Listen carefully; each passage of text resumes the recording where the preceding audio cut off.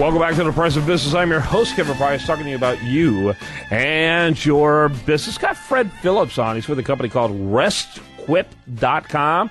We're doing an ongoing series on the state of the restaurant industry, and Fred is our guest to talk about just that. Welcome to the program, Fred. How are you today? Well, good morning. Good morning. The holidays are over, and we're all in one piece. That's a good sign. There you go. Very good. Tell us about RestQuip, and website, by the way, just for your information, is RESTQUIP.com. Tell us a little bit about your firm. Well, basically, I took a concept of repairing and redoing restaurant equipment that people would be pulling out of a restaurant when they close. So many restaurants in this country close, such a huge percentage, and the equipment either gets junked in many cases or sold at auction. What we did is we decided to specialize in some very specific pieces of equipment, rehab them, and then resell them to chains and dealers at a discount, and yet still be able to make a profit and save the customer some money. Yeah, that's very cool. Very cool. It's kind of like recycling too, huh? Is exactly. It's keeping a lot of equipment out of the stream of waste. And more importantly, this equipment can last for decades in many cases. You clean it up, you make sure it's in good shape, and it'll run for decades more. Yeah, very good. Tell me a little bit about the history of your company. How old are you? How many employees you have? Kind of give us a panoramic overview. Well, you know, I'm just past the half-century mark myself. I've been in the restaurant business for over 30 years. And the company started as a part-time business back in the early 90s. I was doing restaurant real estate and development, and people were trying to open up restaurants and said, God, I've got to save some money. And that's what led to me finding some equipment. And it kind of evolved as a part-time business. When I was at Burger King in the late 90s, I saw an opportunity to really get deeply involved with them, with their equipment needs. And in 2000, I took the company full-time from there, hired some employees, but I've been able to keep it a nice, simple company in that I can use a lot of contract labor for our production and our repair and shipping. So it keeps us down to about 7 or 8 employees on average, but we're able to do a very strong business just off of that small group of people. Mm-hmm. And are you all over the country, or are you in specific regions? Tell us a little bit about that.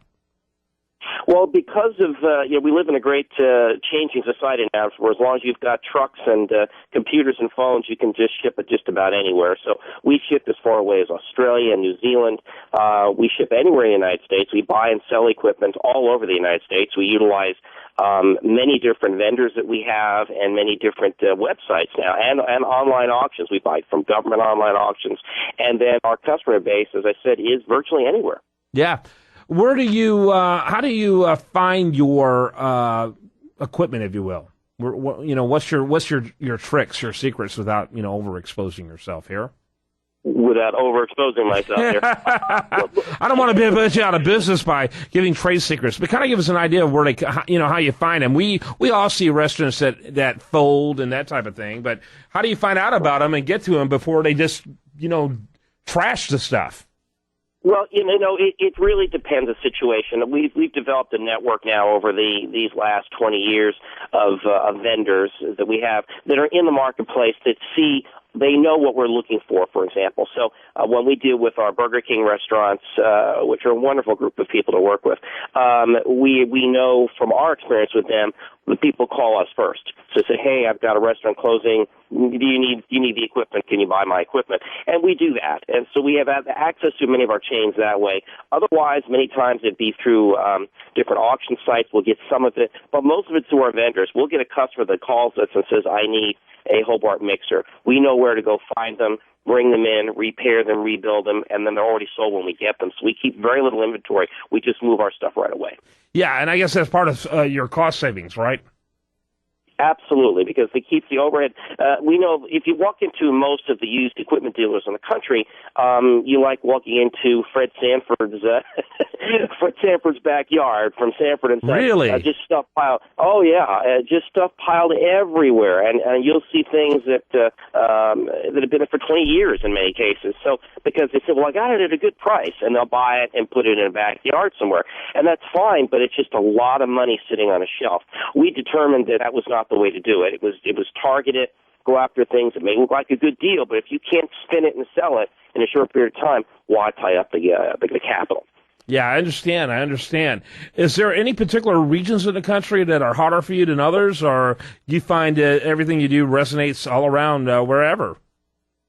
Well, I think something that's about this industry is interesting is that it tends to go from west to east in most cases. So, in other words, if a trend starts in the West Coast, it will begin there. It'll grow. People will hear about it. It'll then maybe skip over to the east or move its way into the south or in that direction. So, what happens is when a trend starts to die, you start to lose it in that same review. So yogurt businesses, for example, which were very hot 2 or 3 years ago, are now going through their usual kind of downspurt. So there's a tremendous amount of certain kinds of ice cream machines, very expensive equipment, that now are showing up on the market on the West Coast. So if you have customers on the East Coast, they're still building stores while the ones in the West are closing. You can kind of move equipment that way as well. So in certain trendier type businesses within the restaurant industry, that's a good way to have it happen. All right. Fred Phillips, he's with RestQuip.com, RESTQUIP.com. It sounds like you work with restaurants of all sizes as well as chains. Is that correct? Absolutely. In fact, the best way we work is if somebody has one restaurant or 10 and wants to build more stores, call us first. We'll get you some great pricing on what you need. And we also provide warranties for all of our equipment, which is something different. Yeah. We're the only ones that do that as well. Really good. Want to make sure you get a chance for people to find out more about you.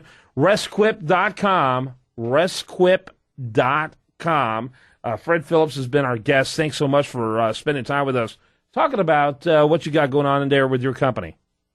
Hey, thanks for giving me the opportunity, and everybody have a wonderful rest of the holiday season. Yeah, you too. All right, when we come back, more for you. Do want to remind you, best content here shows up over there at usdailyreview.com. While there, like it on Facebook, follow it on Twitter. Also, make sure you check out the new and vastly improved priceofbusiness.com. It's looking better every single day. And you're listening to The Price of Business.